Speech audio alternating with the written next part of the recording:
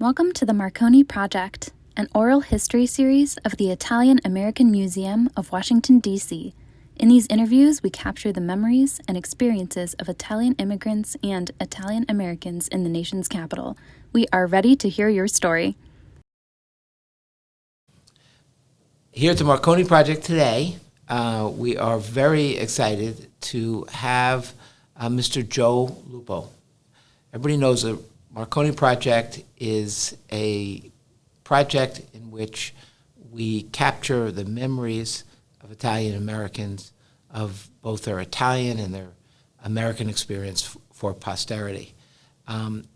With Joe, and I'll say this we talked, Joe, about not making too much of this, but before there was a Marconi Project, there was a gentleman, Willie Moe, who was sitting on the board that Joe was the president of Casa Italiana Social Cultural School and Center. And Joe put Willie together with me, and from that, Willie's idea, was born the Marconi Project. And at this point, we have 25 interviews. We've done all sorts of good work, but it would not be possible without Joe's good sense and insight into the future, so we're very glad for that. But we're also very glad because for Joe to tell us his story. So we're going to start. And Joe, what is your name? My name is Joseph Lupo. That is the formal name. It was taken from the informal. At this point, it was Giuseppe. That was my native the name that was given by my father, because my father had a brother by the name of Giuseppe, so it was my name. When I came to the States and it was time for me to become citizen, the judge asked me what name would I want, and I told him I would Joseph, so to give something that is really the natural sequence of events. So Joseph is been my name, although my friends call me Joe. Joe, where were you born? I was born in Pola. Pola is a city located in the Istria zone of Italy, but that no longer being Italian. It was given to Tito, and there's a whole lot of stories. The movies were made during that period of time. Because we left very quickly in 1947 after the threats that Tito made to many of us. I left Pola for other areas. Joe, how old were you when you left Pola? I left it twice. One was during the period after the first bombardment. I was 4.5 years old when the first bombardment came, and at that time the city was taken over by the Nazi and also the regular army of Germany, and so they decided to clear out the entire city. So one day we got into trucks and went into a city in a little bit north of Pola, which is called Pordenone, Damiani, in Pordenone, which is basically a very agricultural area. And we lived in Pasiano di Pordenone for 2 years. Who, Joe, was in your family at that time? And the time was my mother, my father, and 4 siblings. All good kids. We loved the way first of all, it was shock to them that we arrived at their house. I remember it was during dinner time. They did not know that we were coming. 6 people. The Nazi said, you're going to be with them until the war ends. So we stayed with them. The first day they were in shock, but then they found out that we were appreciative of their welcome, and I was the youngest of the whole group, and I got lots of attention with horses, all kinds of animals, and most of all, the love of the Signor Piero, who was the leader and the owner of the estate, or the state, the place. And how long did you stay there? We stayed for 2 years, until 1945, when the bells of it sounded, and we stayed for 2 more years. We went for a very short run, which was a very difficult trip to go from Pasiano to my mother's place where she was born. She needed to meet with her father. She did not know if her father was alive or dead or whatever. So they made all kinds of arrangements, almost like...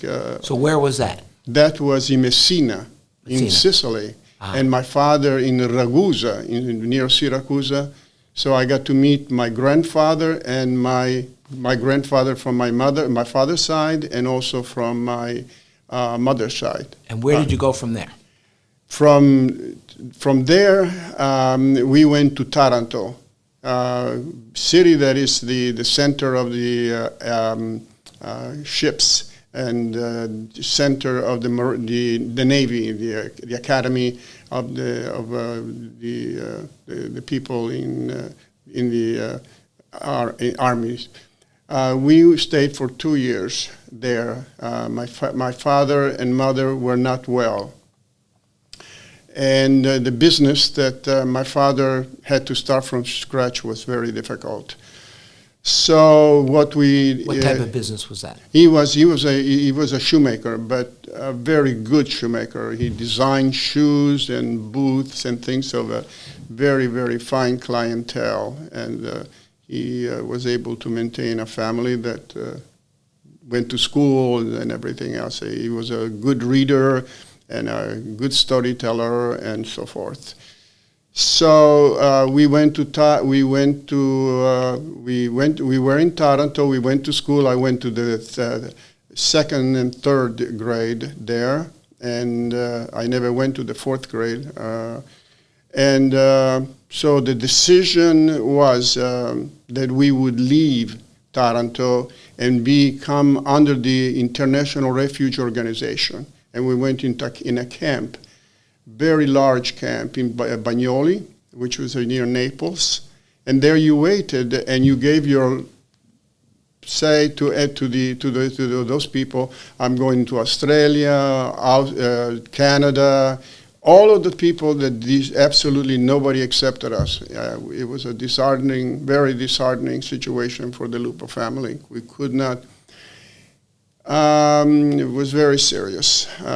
So the only way that we could move, was to have our oldest brothers go to a country and then for them to call us back.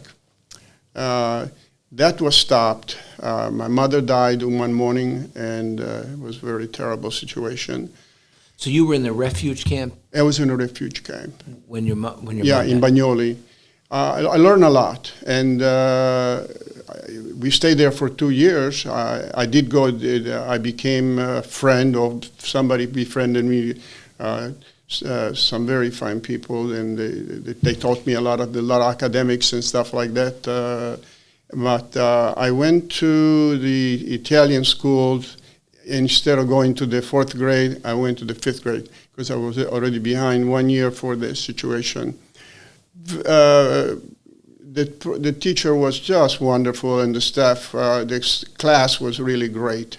They were anything that they could help me with, they did, and I reciprocated in kind even after I came back to the United States. But I love that the 2 years passed away, the hurt that of the loss of my mother. So, Joe, can we just stop and can you tell the story about your mother and father meeting? Okay. That's a wonderful story because they proved to us, to the children, to the fourth sibling, that my mother was quite an attractive woman, but a very strong woman. She was young, around 19. She had a lot of little girls that worked for her as doing designs in clothing and so forth, preparation for marriages. She She did a magnificent job. She had a machine, a Singer machine, that was the only thing that we took from Italy to the United States. One day she was talking to some girls in front of her house where there was a tram that used to come. And they saw this young man over there who just looked at her, and she responded. And the second day, he looked at her, and she responded. Well, she got the attention. First of all, my grandfathers saw some attention and said, I forbid for you to even be near some stranger like that guy. First of all, he doesn't look good. He smiles well, but don't even think about getting in together. Well, my mother fell in love with him, and she went to an aunt in Messina, said, you have to do something. I would like for you to connect with a priest. I want for you to see the priest marries both of us. And who was brokenhearted about this was the man who my grandfather, my grandfather already had given my mother in marriage to this very rich individual. And my mother did go to this individual and said, you're a fine man, I respect you, but I do not love you. The man that I'm going to marry, I am going to love. Which at that time, in that period, was not the way to do. You became, for women, the father and they made the decisions as to who got married when. Well, my mother married my father. And then so my father and my mother married and then my grandfather had put words out about my dad. But after she got married with him, they dropped it because it was very serious. As you know, it's Sicily and that kind of situation. So my father and mother lived together, and about a year later, they had a son. His name was Pietro, just like my brother Pete. Things were not. They were not really treated very well. He was from Syracuse. She was from Messina. I mean, it's just. But they liked each other, so they went to Milano. They stayed to Milano for a year because he became the head shoemaker for the division. When they moved, they said they're going to move to Pola. He said, no problem. They came to Pola. And about very short time after that, about 6 months ago, the colonel came to my father and said, listen, there's a little thing that you got to do something here. He said, what's happening? He said, you're not a member of the fascist party. And he said, no, I'm not. And he said, when are you going to sign up? He said, I'm not going to sign up on the fascist party. I am not of that thinking. I just doesn't. He said, I'm going to have to fire you. But on top of that fire you, he said, the name Lupo is not going to exist anymore in this city. So you have to make this some way, somehow, but we are not going to make any contact with you. And so, before that, they were going to send my father to the colonies in recompense. And that would have been death completely. So my mother went to the general and said, my father's a good man. We have a couple of children now. There's a family here. He said then the same thing as before. You are going to be persona non grata, and nobody is going to recognize you. Well, actually, they did recognize my parents. The friends did come to get some shoes done, fix their shoes, and we survived until 1943 when we went to Pasiano in the farm. So that's the story. Joe, how did you ultimately get to America? How did I get to the America? Yeah. How did the family get to America? My mother had a brother in Maryland, and she sent a letter to my Uncle Philip and said, would it be possible for you to make a request for us to come to the United States? And he said, absolutely, absolutely. So he immediately made all of the cards, went to the embassy and everything else. But it would have taken about 3 or 4 years for consideration, because especially the Italians of the southern district, like Sicily's, they were not very welcome to the United States. And so the way it happened then is that we met someone in the camp, and the man said, I promise you, he was a German with an Italian wife. He said, I promise you that as soon as I come back, the first thing I do, I will find a job for you so you can come to the United States. Well, in 1949, 51, the Senate here passed a legislation to allow 2,000 people from Istria to come to Italy, to the United States.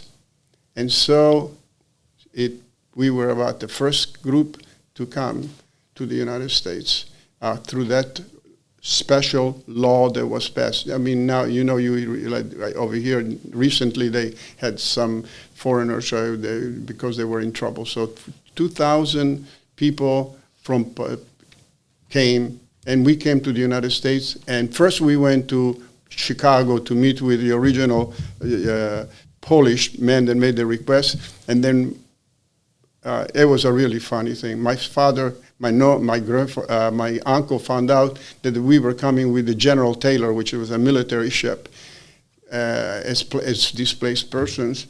And he said he came with his son, and he found us. I mean, I can't imagine how he found us, but he found us. He said, I'm taking you home. He said, Uncle, I can't come home. So he said, but we will come as soon as we possibly can. So when we came, that was a real reunion to meet with my uncle for the first time with the. Joe, what were your earliest memories of this country, of America? The earliest that I came to, the best thing was the first day that I went to school. I went to Heightsville Middle School. And it was that who prepared all of this, the paper, the cards, and everything else, was the secretary of the elementary school, because they put me in the 5th grade, the same grade that I had when I was in Italy. And then the Americans said, no, we're going to put him in the 7th grade. So I skipped the 5th, the problem of 6th grade. So they put me in the 7th grade. I never went to the 6th grade. The beautiful thing is that I think I don't know if I mentioned that to you, but the big thing is that going to school to me was very important. And for some reason or other, in the music class, in the junior high school, you go in different subjects and in different classes. Where in Italy, you go in one class and different teachers come to see you. But as you know, in Italy, when the teachers talk, you listen and you do whatever they tell you to do. So Mrs. Angela Dandero said, Joe. He said, do you know something about music? I said, well, yeah, I was at the conservatory in Italy for 1 year before I left. And my brother is a very fine violinist. And she said, well, look at this song and tell us something about it. And I look at it, and I couldn't speak English at the time. I said, well, it's Come Back to Sorrento.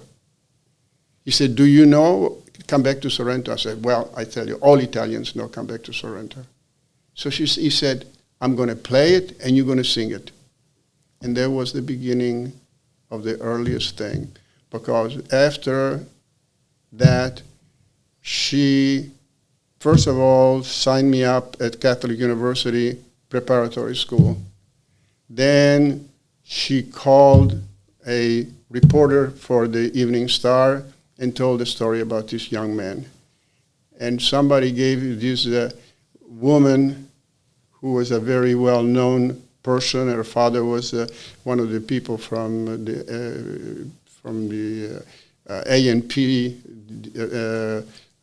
communication systems. She said, give me a scholarship to learn how to sing and so forth and so on. So that was the beginning of the earliest experience that I can tell you that was of great importance to me, because I met the secretary when I first went in the elementary school, and met her husband, who adopted me. He had a very fine job in the Congress here of the United States, and I went many times to the Congress of the United States. When I see what happened here in the Capitol, breaks my heart to see my relationships with the Senate and the Capitol on Capitol Hill. It was just wonderful. Mr. Coder treated me just like a son, because he had a son the same age as I am, and he was my best friend. I'm still now he's a little sick, but unfortunately.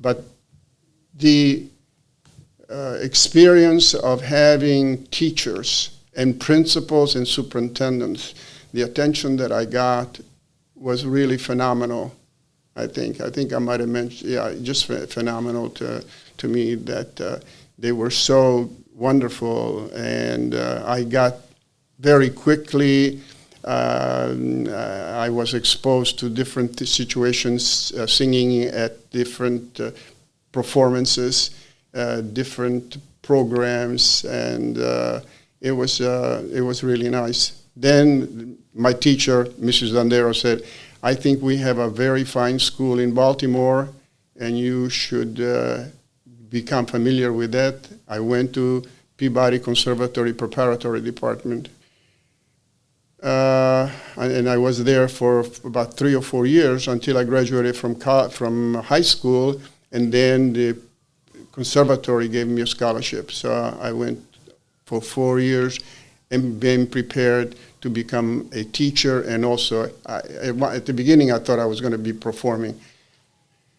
But certain things happened, and when I won't go into it, that I just would not have been able to. The experience of being in the choirs and to perform in oratorios, church music, was just a great. I had opportunities all over the place, and gave me a great deal of pleasure.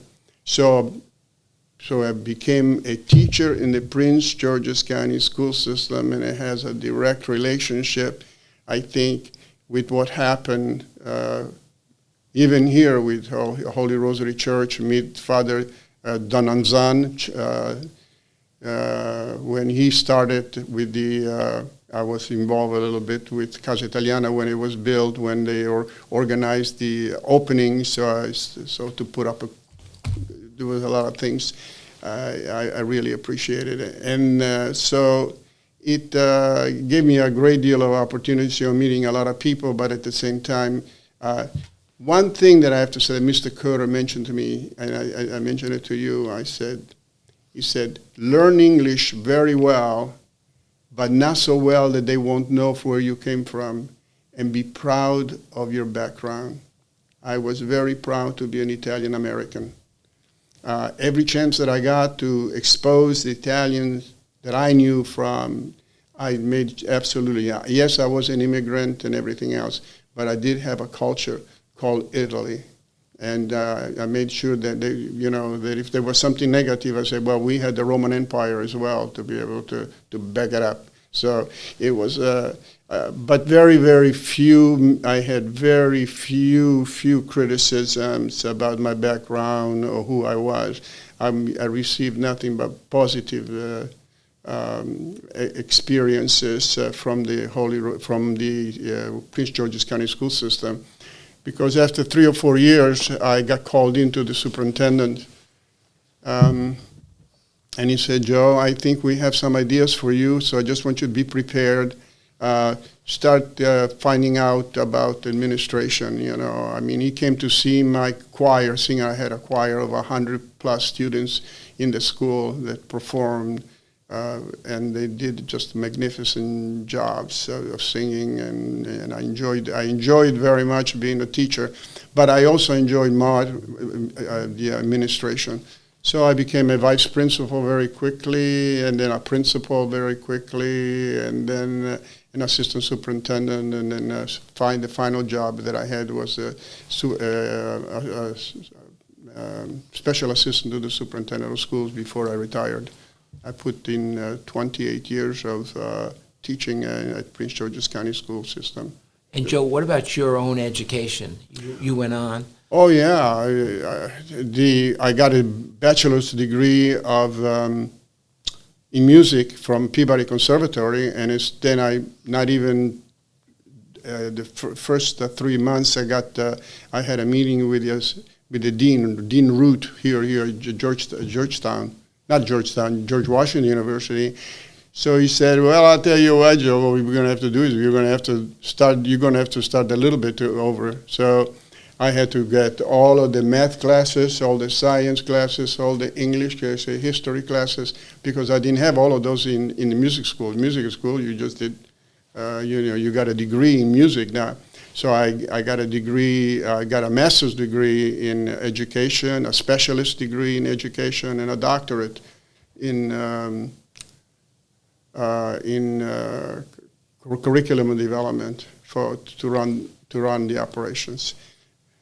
So, but the opportunity of going to Harvard and to Princeton and to do work with them on different committees. I mean, I traveled all over the United States on behalf of Prince George's County. I gave a speech give a major speech at Harvard. There's a big deal. I mean, or being part of a group of professionals to see and visit schools in Nevada, Arizona, New Mexico, to see how the development of schools for the Native Americans. So it was a very good connection to find out that we had some problems in education that we had to deal with. But then let me shift a little bit with my education, but about this place over here. This place, I'm talking about Holy Rosary Church. Father Don Lanzan was over here, and he had an idea of build a Casa Italiana, not a Casa Italiana, but a center, Casa Italiana. And bless his little heart, he checked. He found a friend, and I mentioned this, Maria Wilmeth, Dr. Maria Wilmeth, who was supervisor of languages in Virginia. Very well known and very well respected for how great she was. And she and I just became, we got invited by the Embassy of Italy to have some connections about this. So we started meeting with them, and I was just mentioning it before we came, of all the meetings that we had between Embassy, the State Department of Education, the Maryland State Department of Education, the collaboration that we had with documentation, signing different documents to make certain things that the Italian language would be accepted as a formal curricular program in the schools where kids could take grades, And the wonderful thing is that the Italian embassy did support the programs.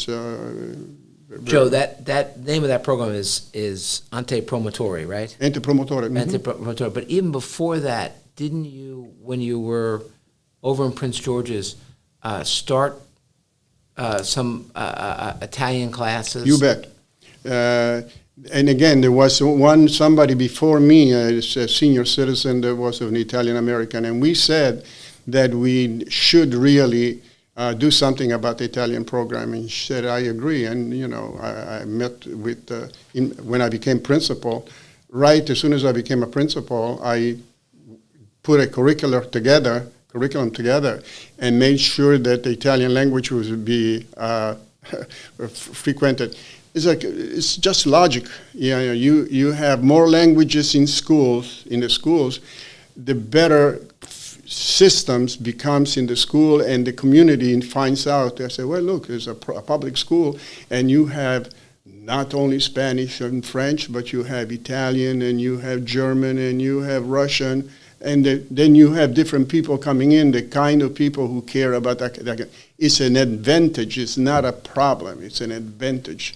And that's the way we talk. The promotion of Italian language and culture was an advantage. The Italian language is 66 or 67% of the Latin language is connected with the English language. So it's not that the English language is superior to the Italian language. It's the opposite. Is the Italian language is created, and people like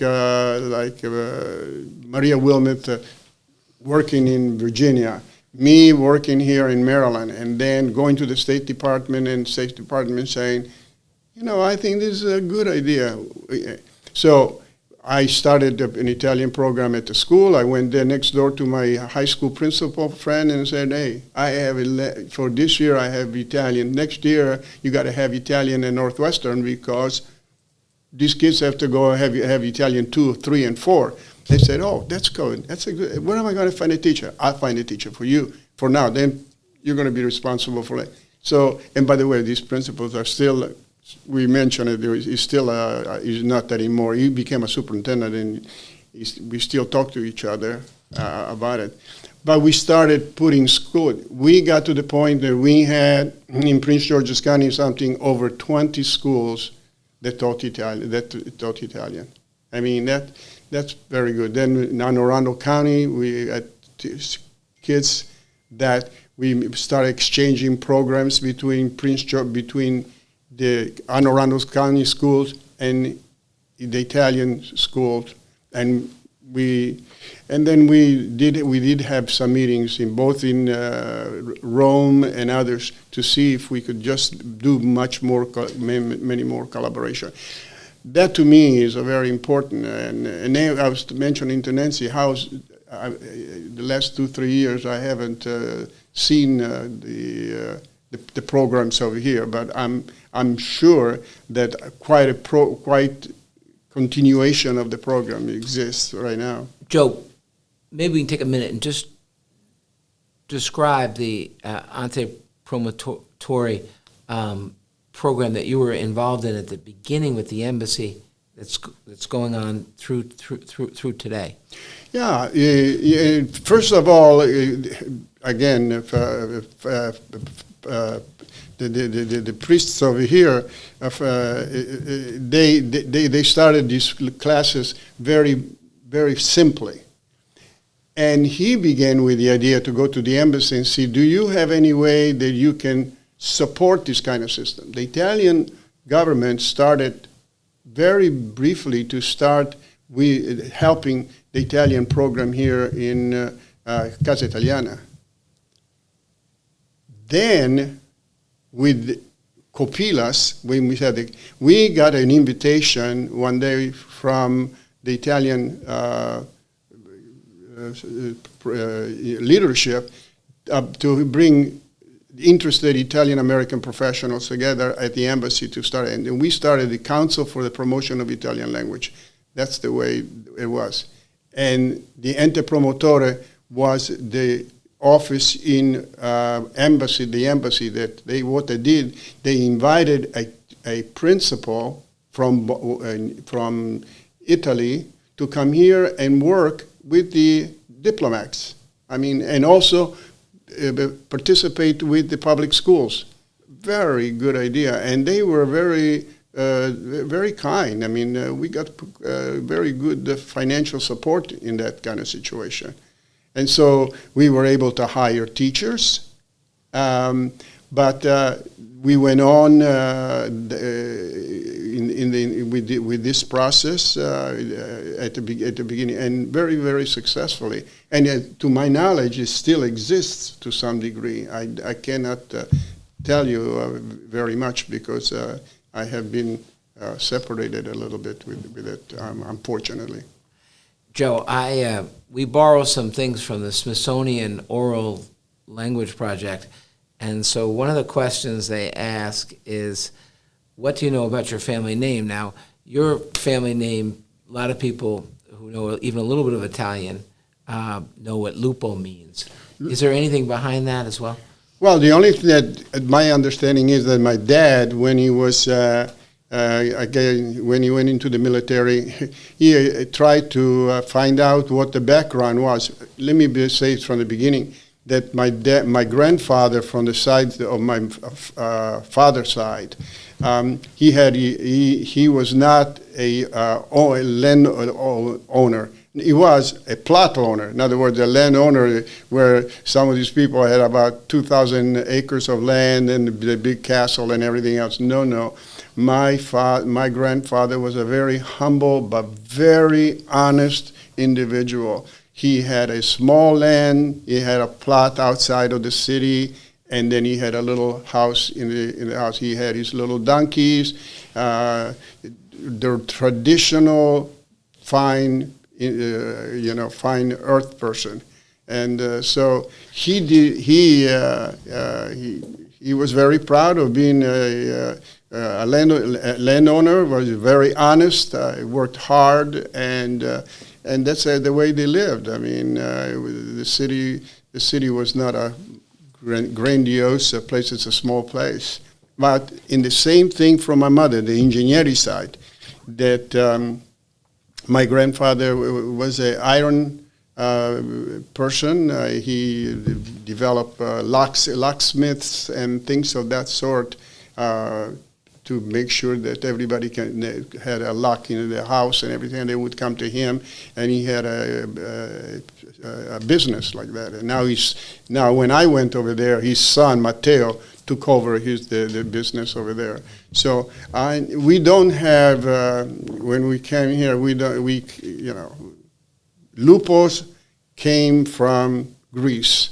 They said that, but from the engineering side, there was a very simple transition. I guess they also coming from Greece. But we're talking about the new Greece, as we know, that goes back into history. Sure.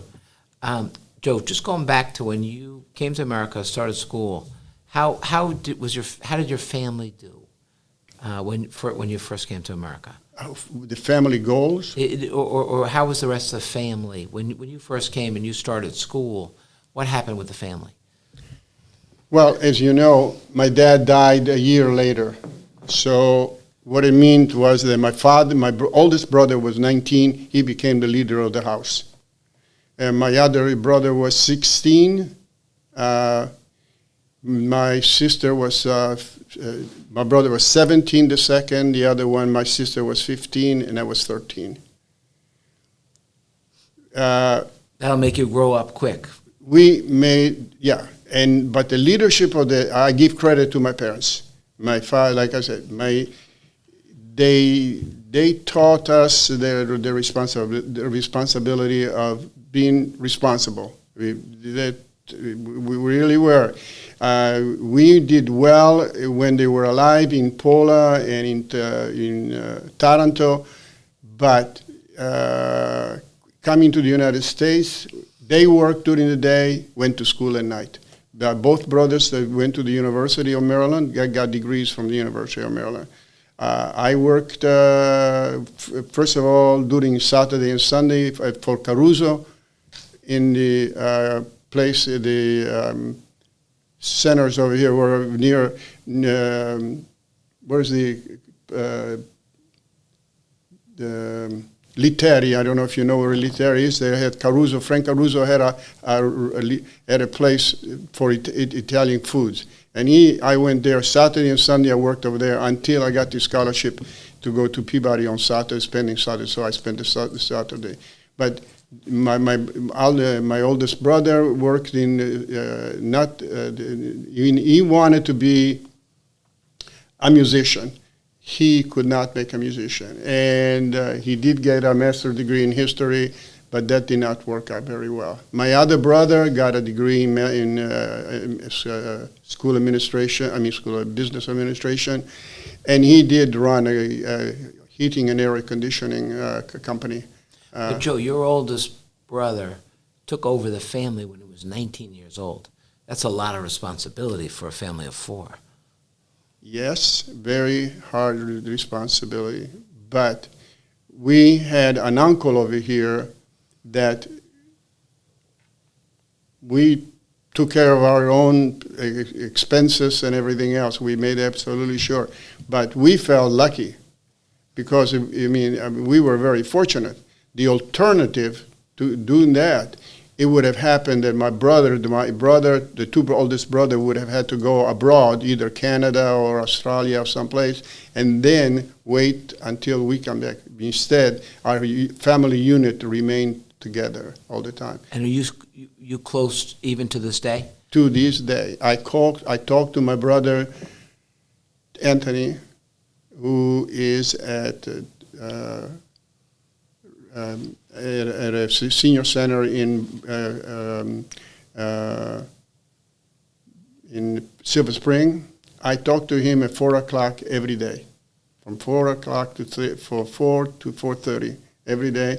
And of course, when he had a couple of medical situations, I make sure that. And he has 3 children. They're very nice. Today, matter of fact, and probably now at this point, one son and one daughter they're meeting with him at. Well, Joe, today is Father's Day, right? And while you were going through school or starting at education at Prince George's County, how did you meet your wife? Yeah, that was interesting. My colleague at the William Wirt Middle School where I taught, one day I was supposed to give a concert in Baltimore. I forgot which oratorio it was. Maybe Elijah or anyway, one of the oratorios. And I said to Jimmy Hopkins, I said, Jimmy, I'm going to be in Baltimore on Sunday. How about you and Pat come in and, you can be part of the audience. And he said, well, let me say, can I bring somebody with me? Because he was the conductor of his own church music, church chorus. I said, sure. And I said, we can go in one of the restaurants in Baltimore. So he said, fine. They bring Pamela, and I thought she was wonderful, but, it was not love at first sight. I was very, very careful because I did go with somebody before that, and we did not, I wanted to make sure that I meet her father, I wanted to make absolutely sure that everybody who was, and her father, I thought her father was very conceited and a very handsome man, but very conceited, and his daughter was the eye of the world, and he did not welcome me very much, So in any case, I dated her a couple of times, and I said to myself, she's a nice girl, but her father is too bossy, and he's too conceited, and he had a very good job too, and very fun. And so it's dropped for, so about maybe 6 or 7 months later, or 8 months later, Jimmy and I were supposed to go to a conference in Baltimore. Teachers do go to conference sometimes. And he said to me, what are you going to do after the conference is over? And I said, I don't know. I was just thinking. He said, well, do you want to go to lunch? I said, sure. Her sister, his sister, was a teacher and Pamela's best friend, Peggy Hopkins. We see each other almost, not every day, but... Then later, and he says, Joe, he said, you know Pamela, do you remember Pamela? I said, yeah, I do. And he said, well, let me tell you now, she teaches now. It's not like, not only that, but she teaches, and 2 or 3 girls have a beautiful apartment and do you mind if she comes with Peggy to lunch with us after we go to all the meetings? So I did go. I said, oh, it's okay. You know, I wasn't too excited about it. What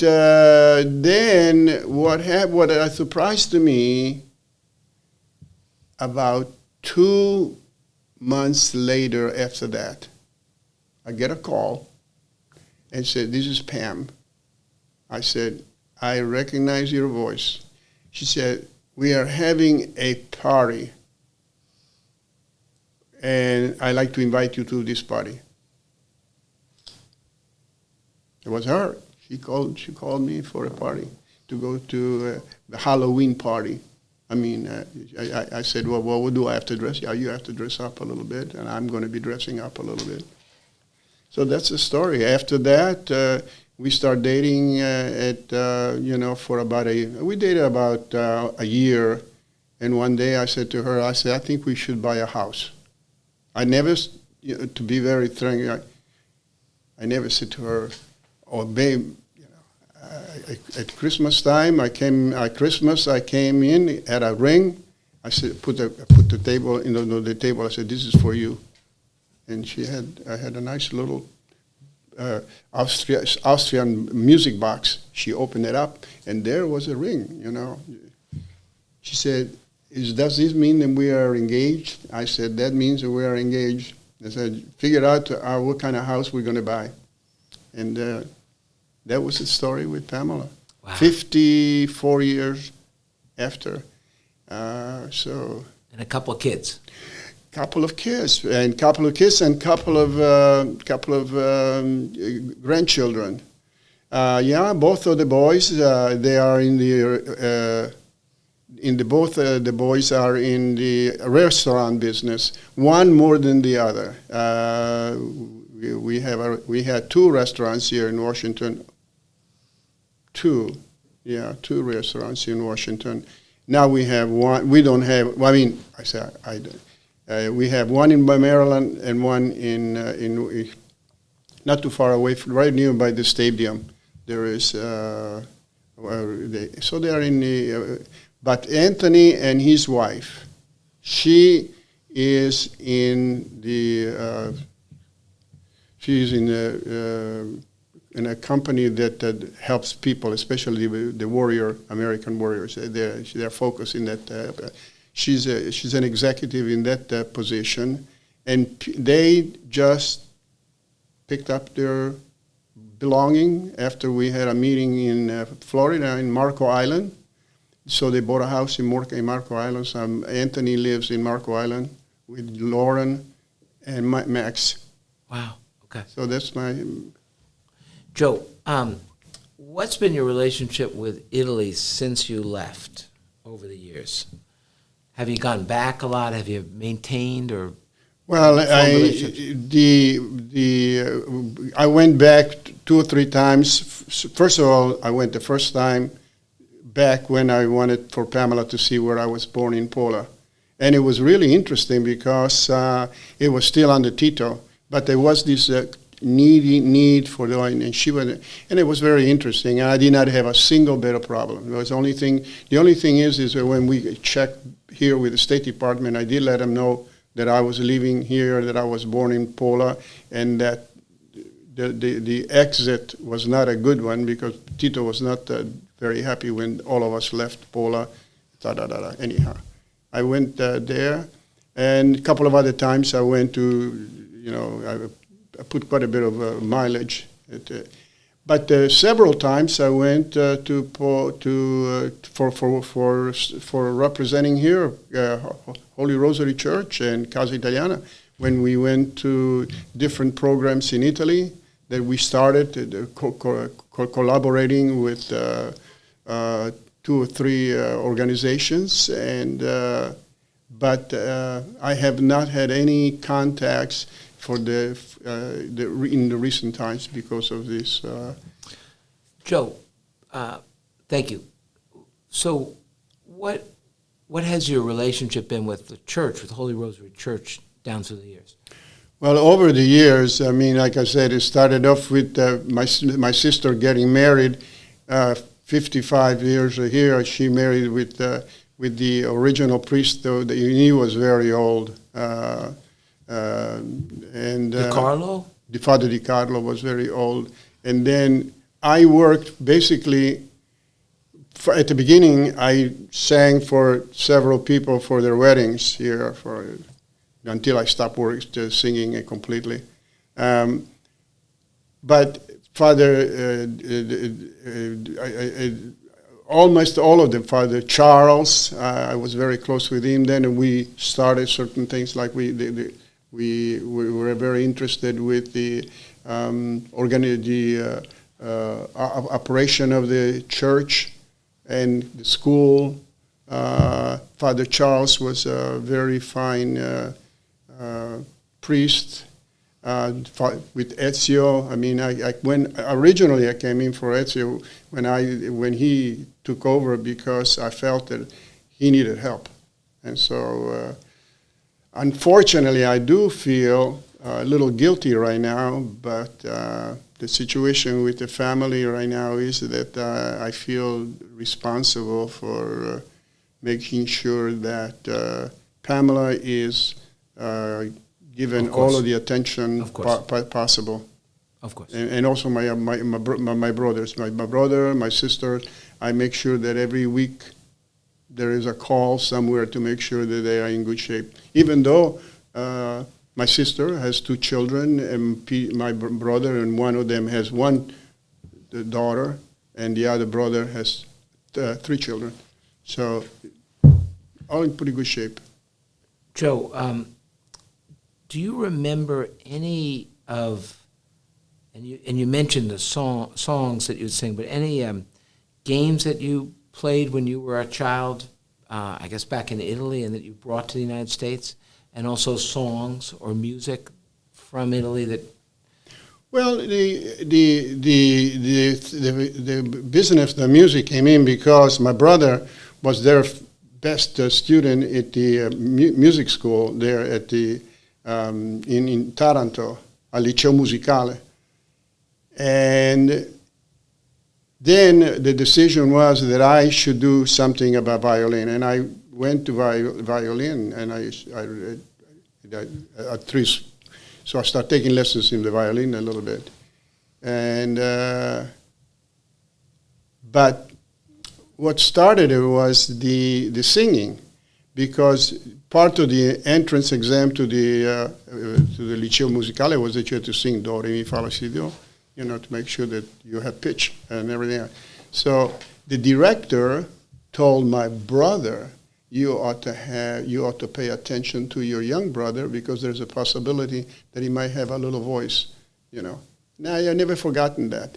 So that's what I've said. The only thing is the music is the one that really was the most important part that I really meant a lot. So in your life, music has meant a lot, and also language, because your work at Prince George's County and with the Italian Embassy, Ante Promotore, you've actually given the gift of the language to many students. So